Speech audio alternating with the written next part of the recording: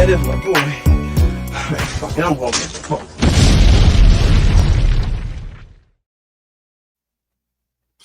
Greetings and welcome to Hood Approved Reviews. I am Flesh Wound Dan, and I am joined by producer Tad. I bring you to LA, and that's the hoodest intro you could give us, Dan? Come on. I had a whole Back to the Hood thing planned, but saving that for the Leprechaun show. But how are you doing, Tad? Fine. I was going to ask because, we got one movie today that doesn't take place really in the hood, but it's still hood approved. It's interesting, depending how you look at it. Well, one, you've already given away. You've hood approved it. I have hood approved it, but it's not really. But we haven't even talked about the movie yet, Danny. You've already given away the whole point of the show. So in 1 minute into the show, I guess they'll just tune out because you already told them PHAT Beach is hood approved. So that's the way we're doing it now. We're blowing our load in the first 90 seconds. Well, I haven't rated it. I just said it. You just said it was hood approved, though, Dan, in the first fucking 90 seconds. We'll see if it's hood approved. It's hood approved to be on the show, Todd. We're not going to review Lilies in the Field and say like, oh, okay, yeah, that wouldn't even make the cut. First off, Dan, you don't know if that's hood approved or not. We may be watching that shit in the hood all the time, and you don't know that shit. Maybe. Flying Nun, is that like big in the hood? Sally Fields, kind of like. Yeah, everyone wanted to bang Sally Fields in the hood. What are you talking about? Flying Nun? Oh, yeah. Flying Nun. Yeah. Man, whoever thought the Flying Nun would be referenced on Flesh Wound Features? That's what you get here. No, but and on an episode where we're reviewing PHAT Beach, PHAT Beach and the Flying Nun, somebody's gonna double that up and have a really good time. But yeah. So, anyways, let's see. Let's get right into it with our first film, which is one that I feel if you were in the video store in the 90s, you probably remember the cover art, if nothing else, because this was all over the place. PHAT Beach from director Doug Ellen. And in this film, life ain't easy, but rewind. Life ain't nothing but a G-string for hefty homeboy, Benny King. When Ben's folks out of town, the rotund teen and his terminally suave buddy borrow Pop's Mercedes convertible, taking a curvy ride through the land of sun, fun, and well-browned buns. Jermaine Huggy Hopkins stars in the first street-flavored beach flick with Brian Hooks, Coolio, and a host of other hip-hop talent. Made it through it. That description was a little too hood for Dan. He couldn't even make out half the words. You just no-sold the opening joke of nothing but a G thing into nothing but a G string. You didn't even say it with any of the cadence. You just ran through it as white as possible. God damn it, Dan. I tried. And this is the one we're letting say hood approved. I think that's going away soon. Well, it's still hot here in Georgia. And, even the most hood approved among us sometimes, has an off day. I tried, Tad, but nonetheless, I got through it. So I remember this one coming out in 1996, and it did get some theatrical play, live entertainment, which we've talked about a lot on Flesh Wound True Crime lately. And I remember I wasn't able to see it theatrically because make fun of me all you want. In 1996, Coolio was the fucking man. Like, he was everywhere. Gangsta's Paradise, all over the place. Why people be loving some Coolio? I understand that. I'm not. Gangsta's Paradise. That's probably the only song I know off the top of my head. A white people song. I get it. Thank you, Michelle. It's because it's in a goddamn music video with Michelle Pfeiffer. You do not get any more white motherfucking woman than Michelle Pfeiffer. Name a whiter woman right now, Dan. Name a whiter woman. Any rapper would be lucky to have Michelle Pfeiffer in their entourage as one of their hoes. Well, again, you're missing the point, Dan. The whitest Michelle Pfeiffer and Lil Kim. That is a buddy movie that we need very soon. No, fuck that bad boy bitch. No, I like Little Kim. Fuck her. Fuck her and Puff Daddy and every bad boy, fucking record label staff, crew. Fuck them all. You know we don't bring that bullshit up on here, Dan. You do not bring up Puff Daddy. That fucking bitch-made motherfucker. No, you brought up an affiliate. You brought up Little Kim. We don't do that on Hood Approved. I just thought she was hot. I know you got to know these affiliations, Dan, or you will get chastised live on air. Fuck all that right. shit. All right. Well, fuck Little Kim, I guess, but not Coolio. Fake ass face. Damn. Yes, R.I.P. to Coolio. Other than your white people song, you had some classics, and I do like Gangsta's Paradise, but you white people did ruin it. Gangsta's Paradise, man. High School High, Dangerous Minds. It was all over the place. Yeah. But anyways, Michelle Pfeiffer is not in this movie, but no, she is definitely not. They were not getting the live money for fucking Michelle for fucking Catwoman. I don't give a shit if it was 96. So I'm gonna quote a review, and this is one that I remember reading back in the day. I might be a little bit off, but I distinctly remember reading it, and it made me laugh. Don't know who it was from, but it was in the newspaper. The only truly fat thing about this movie are its chances at the box office. God damn it. I should have grabbed the fucking soundtrack, though. I will put over the soundtrack now. Like, it had some artists they could never get in their movie. I mean, had E40, 8-Ball and MJG, Spice One, Chub Rock, Biz Marquee. I mean, but this was a pretty notable, I mean, I guess not completely direct-to-video, but mostly direct-to-video movie. I don't think it had much theatrical play. It was heavily promoted in The Source and other, 90s hip-hop magazines at the times. I remember this all the time. Like, yeah. And the soundtrack was, in all the issues too. It was it was known throughout the hip-hop community. Black people knew about it. Is that better? I'm sure anybody that saw it in the theater were probably just like, where the fuck is Coolio? It was very much Trejo before Trejo. Well, that'll have to be a thing now. Trejo before Trejo. Sure, I'll do a movie with you. Just come down to the restaurant. I'll just look menacingly in the camera for a minute. You can edit that into. If we're gonna keep it with the Coolio isn't the only one cooling Coolio tonight either, but we'll get to that next movie. Well, let me ask you first. So I haven't even read I did read this. Never mind. I'm all over the place. Jermaine Huggy Hopkins, who plays Benny King. Now I know him from Juice, fucking Juice. He's the OG. Lean on Me, some other things. But let us know, aside from his acting, who is Jermaine Huggy Hopkins, Todd? I of course know. I just would like to hear it from you. I don't fucking which one? Jermaine Huggy Hopkins, the star, Benny King. I just know him from Juice. Oh, okay. Well, my bad. I thought he was a rapper. No.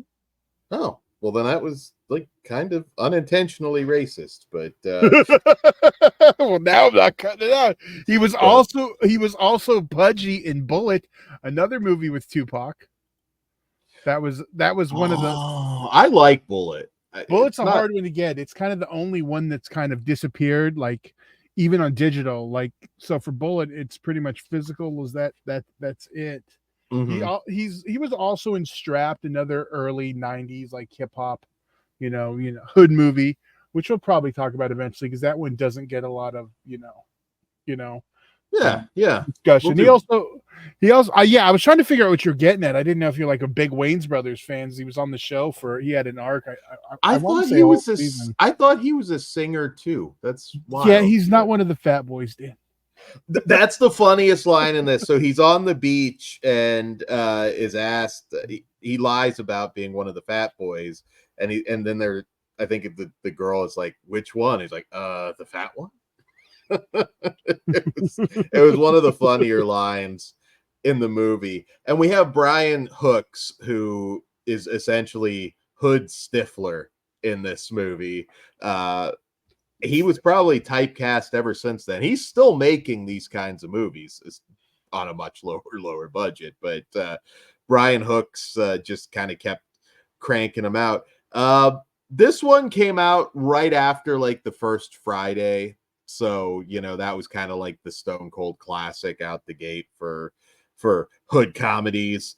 And this one, like I said, this is kind of the one that went direct to video, but I think it's very good natured. I gotta take umbrance with the whole. Oh God, that's the wrong word for the fucking hood shoe. You gotta spitting some bullshit there, Dan, because you keep belittling it and say almost straight to video. It had a theatrical release. It wasn't almost it may not have been the widest. It may not have played in the widest areas, but it had I was in DC and I remember I couldn't find it. Well, I don't know, but it played like here. I don't know. It had a theatrical release. Because you couldn't see it doesn't make it a straight to video release, Dan. Oh, I thought it mostly was, but I said it had some play.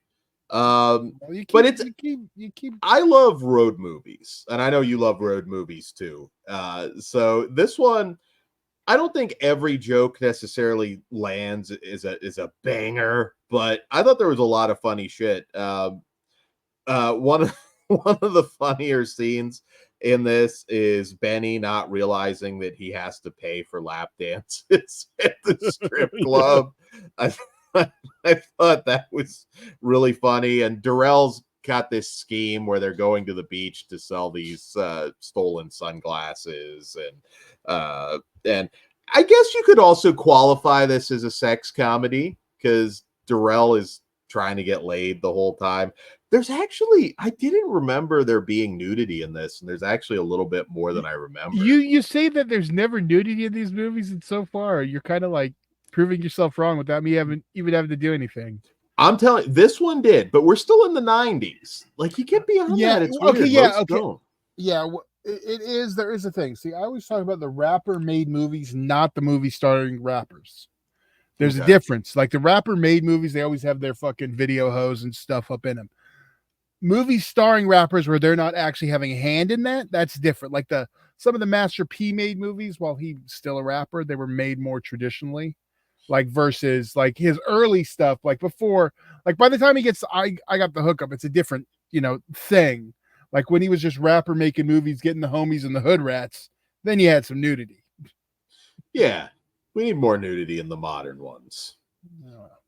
That I have not seen as much, but yeah, no, there's actually some nice nudity in this. We even get a random Tommy Lister Jr. appearance, which is pretty cool, coming off of Friday. It's one of those movies. It follows a very traditional kind of summer beach movie sex comedy arc where there's a volleyball tournament which he uses to kind of make everything right after destroying his dad's car, as you might expect, and all this awful shit that they do. I think Brian Hooks is really funny. Again, he's somebody who has made a lot of movies, a lot of comedies in particular. Most of them weren't theatrical. Unfortunately, Three Strikes was one I remember that he did that was theatrical. And we'll talk about that one eventually, because that's also written by DJ Pooh, who did Friday. So the Pooh ones in general are always tend to be the better ones. Yeah, he knows what he's doing, and I would consider this a good one. I mean, if you've never seen it, I don't want to.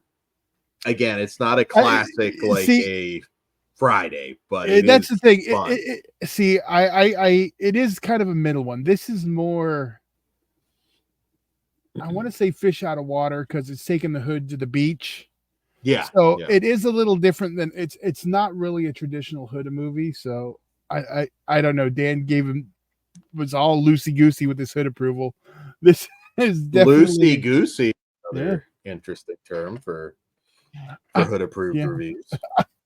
Well, I'm trying not to get too wordy where Dan makes me cut everything. So, God damn it. Well, loosey goosey's got to stay. Well, yeah, that one definitely is. You think Coolio ever said loosey goosey? You know what?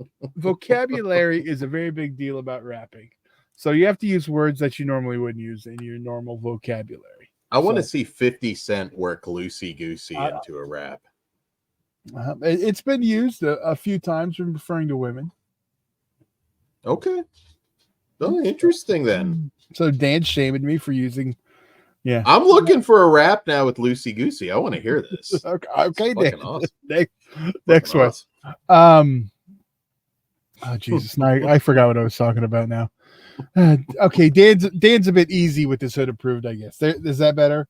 Because you can't compare something like this to a Friday or anything like that. I mean, no. Even in the world of hood comedies, while I do enjoy it, I don't think I think there's better ones, but this is a good gateway one. It's not too scary for the white people. No, this one's fine. It's not too offensive. It is, but this is more, sanitized for the mainstream. Yeah, it's a comedy with broad appeal, I would say. Kind of like an R-rated Fat Boys. Like you could enjoy this doubling it up with like the Disorderlies. Watching this movie, I can tell 100% this was directed by a white person. That's my whole thing. Yes, you can go click and check if you want to, Dan. I know it's a white person. You can tell by the directing and the style of humor. There was still a hint of that's probably not what a black person would have done because it was kind of racist. He is pretty white. Yeah, that's the one. That's like the one thing that keeps me from giving it full hood approval. And not that you can't be a white person make it classy.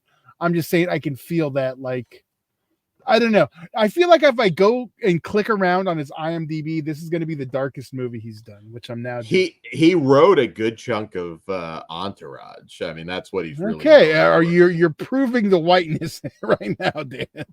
I didn't say that. It's not white. No, I know. I'm just saying, there's not a whiter show than Entourage. Everybody loves Raymond. There's a white show. Okay, there is, but they're different. But either way.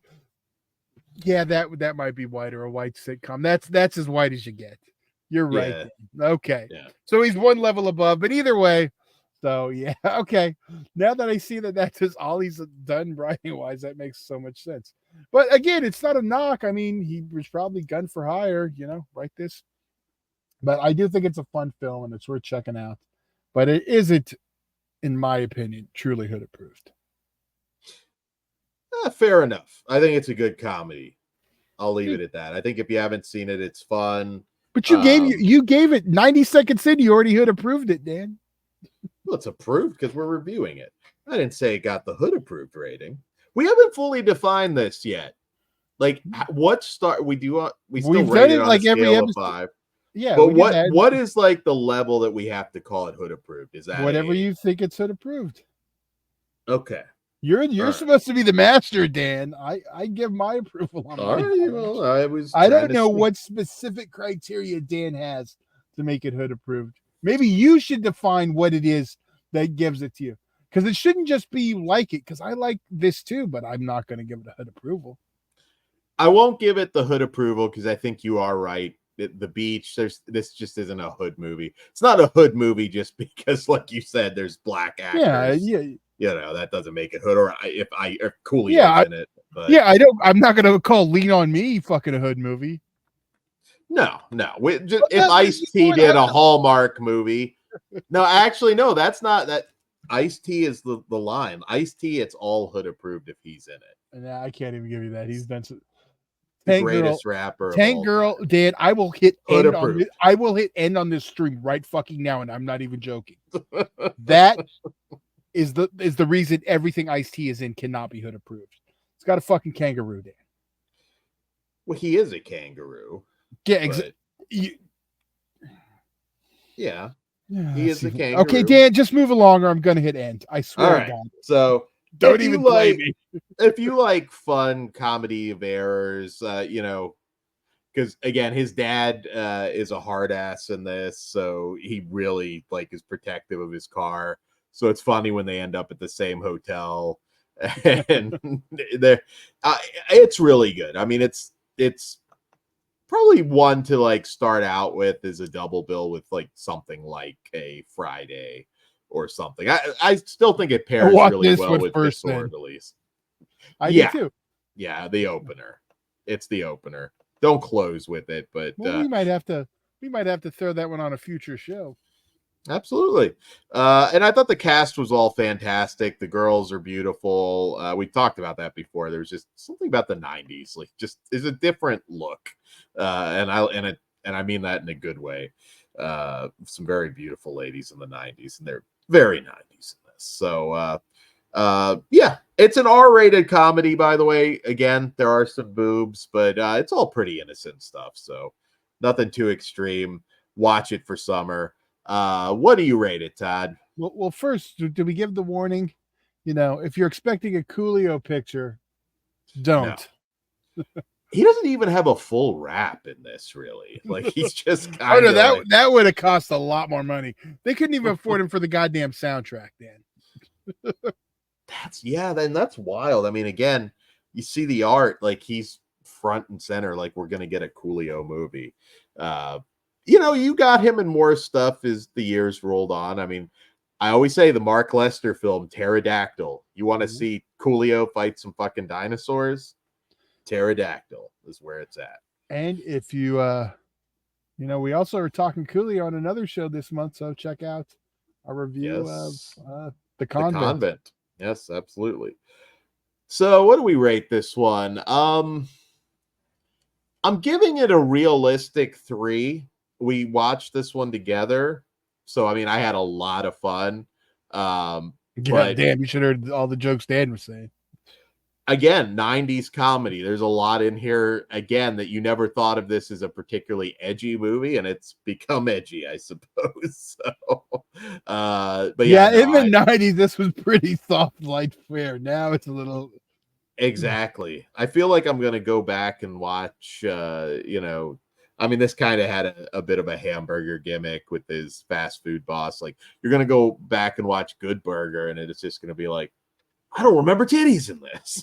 Do you realize Kenan Thompson has been on Saturday Night Live as of right now, the 50th season for 21 years?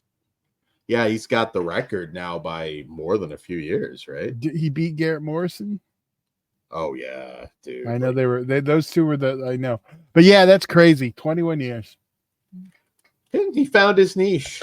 Yeah. Well, I mean, he found it when he was a kid, so. Yeah, exactly. I was gonna say, I mean, he's done some movies, but he was in a sex comedy, Wieners. Yeah. But I think he knew. He's like, you know what? Wieners isn't going to pay the rent, so I'm going to stick with this SNL gig. Did I say I'm also 3? Did I say that? I don't think you did, but you're a 3. I am also 3. Yeah, I think that's a fair rating. And also, if you want to check it out, it is streaming on Tubi right now. So, both of the movies tonight are. So, yeah. So definitely, this one I say check it out. And DVD you can have for super cheap. I know. I think I picked up for like $6 a couple years back. And it's one of those Lionsgate ones that seem to always be in print for cheap. So yeah, it's probably a similar situation to some of that Corman stuff that for many years they just kept the DVDs in print because they kept selling. When we first had lockdown, I know this one I picked up quite a few of like some of the hood DVDs. Like I never did the jump from VHS. Like, I know this one I grabbed, Who's the Man, a couple others, but there's some like gems in the 90s, and I know we'll probably touch more of those. So we're kind of just jumping around. We don't. So there's some gems, but I promise you we're gonna have a lot of crap on this show. Whether or not it's good crap or not will be up for debate. But this is the first episode I let Dan pick both movies, so we'll see. You can see the tone switches when Dan picks. Well, we are moving on to a pretty much new movie, 2023. We are Bomb Pizza from director Dale Stelly and writer Darnell Russell. Also streaming on Tubi. Streaming on Tubi, Bomb Pizza.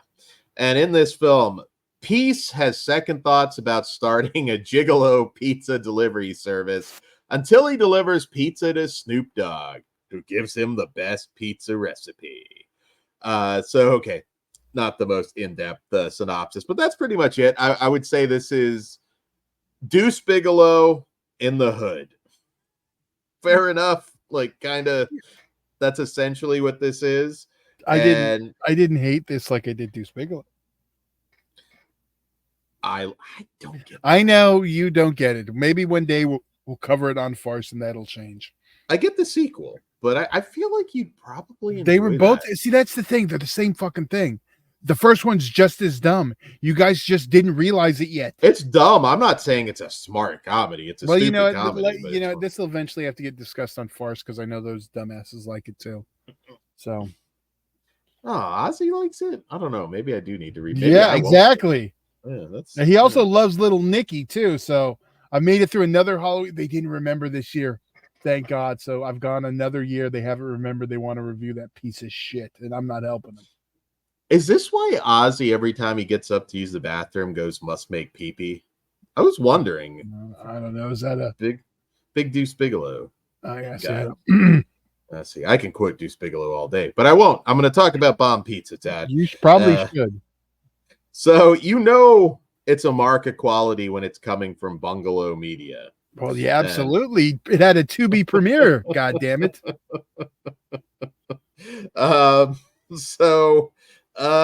This one this one's definitely, I think, more set in the hood, although not totally either. A lot of these are, but you know what? It's got that hood spirit. Like, I know this was made like on a hood budget, for the hood, by the hood, in the hood. Definitely a hood budget. Whatever this movie cost, all went to Snoop Dogg, who at least is in it a little bit more than Coolio. I was gonna say Ray J had to get a little money too. Yeah, that is true. That is true. So it's not no budget. So this kind of, I'm gonna throw them out there before you get it. And we also got Little E in it too. Yeah, we were watching this, and I thought it was the fat guy, the fat kid. I don't know. That guy could have been like 16 or 45. I couldn't tell. Yeah, he was weird. Yeah, I don't know. Yeah, you could always tell Easy's kids. That was not one of them. Yeah, I was like, man, he didn't. Whoa, he's been eating well. On that residuals of Easy. Yeah, it was weird though. You couldn't place his. It was weird. Yeah. Like I said, he could be 16, he could be 45. I have no idea. Just one of those people. But so yeah, it kind of opens up with some street racing, and then they're robbing a video game store. This one's kind of all over the place. Peace's girlfriend breaks up with him, and his mom's kind of trying to give him some advice on dating, and his mom's boyfriend, who's the same age as him, likes to just talk to him about how sweet his mom's ass is. So that's kind of like some funny humor there at the beginning. And like I said, a lot of the humor is a little bit scattered on this one. There's no real laugh out loud moments for me. It is a little bit politically incorrect, especially with the machine gun happy pizza shop owners. That portion, which I won't elaborate on, but yeah, they're a little politically incorrect there.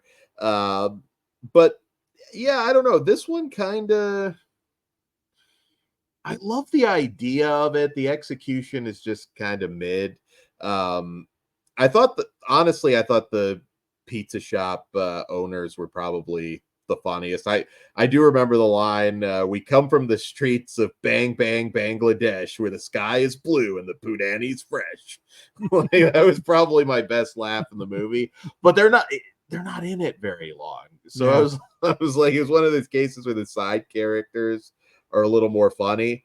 And this one, the big issue again is it's a sex comedy, but they don't go there. There's no nudity. And that's like kind of an issue for me. It's like, See, here's the thing with that now, though. It's like to the point you kind of got to look at the movie and when it's made. I get it. You want that, but you're not. You can't expect it, and it just doesn't happen now. It's I don't weird. expect it, but like this one, I think for me, it's like it's hard for me to hold it against it too much because that's like me watching an old movie and holding against that. Well, this doesn't live up to today's standards either. It's like too much nudity and all this shit.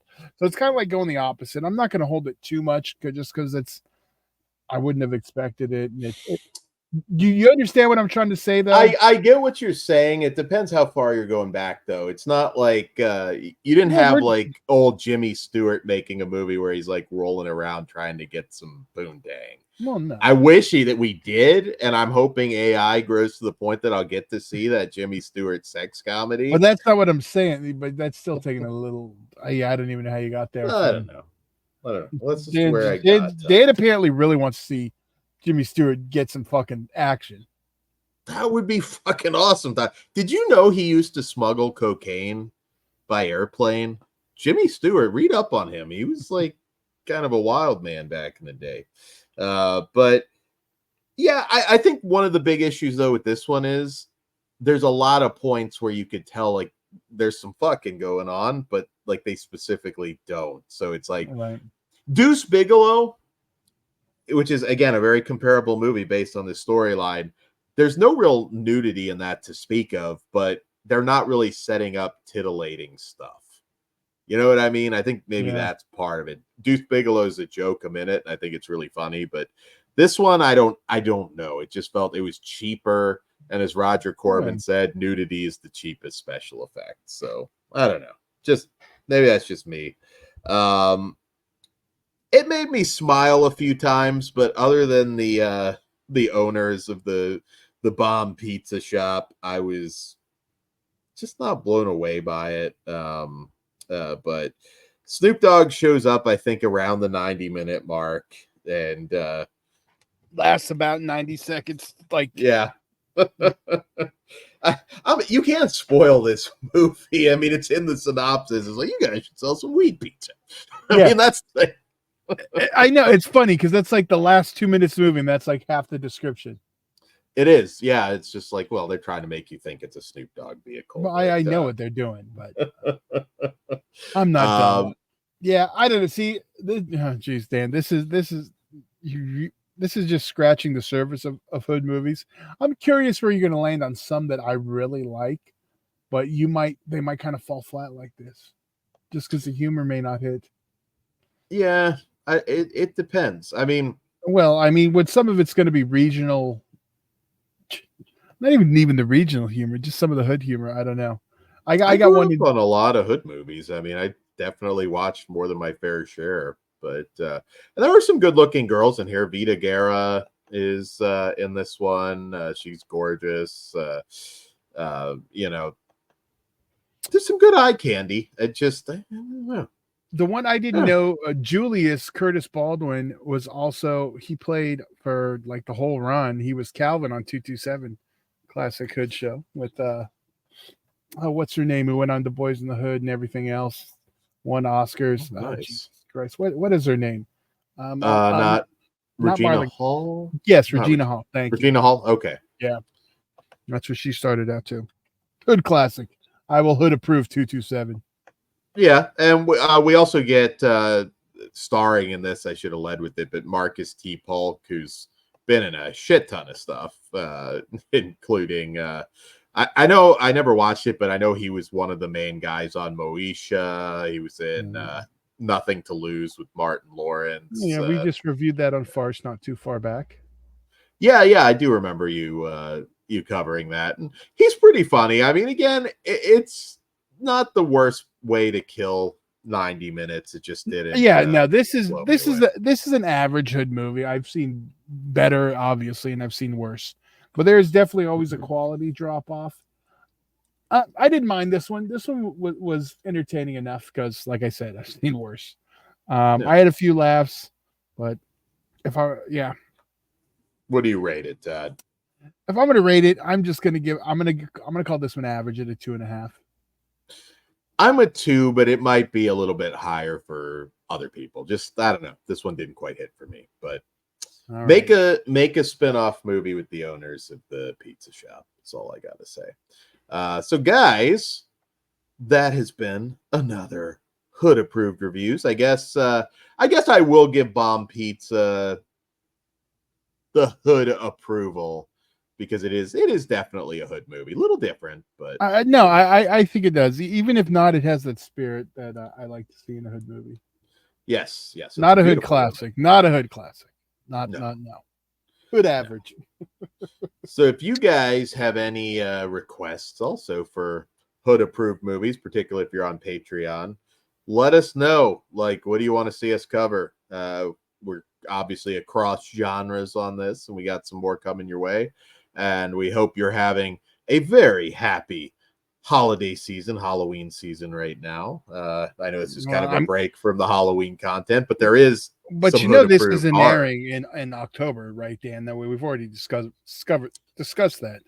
This is true. Yeah. So now, if you're watching this on Patreon, happy October. If not, Dan botched hard. Yeah. Well, you got to see it early because you're cool. You're cool. And speaking of Patreon, patreon.com/fleshwoundfeatures. There's some stuff that always stays on Patreon for obvious reasons. It all starts at just $1. We don't do super chats, so we appreciate all of your support and love. And also, Discord is free, so join that. Lots of cool people in there, including us. And on that note, peace. All right. I don't been living most of my life in a gangster's paradise. Oh, God. Do you want me to do the whole song? I'll pull up. No, I where's Suge Knight? Where's Suge Knight when we need him now? We're getting out of here. All right. Peace. Money's on the dress. I don't fucking. We're getting the fuck. Money's on the dresser. Peace. Stay up.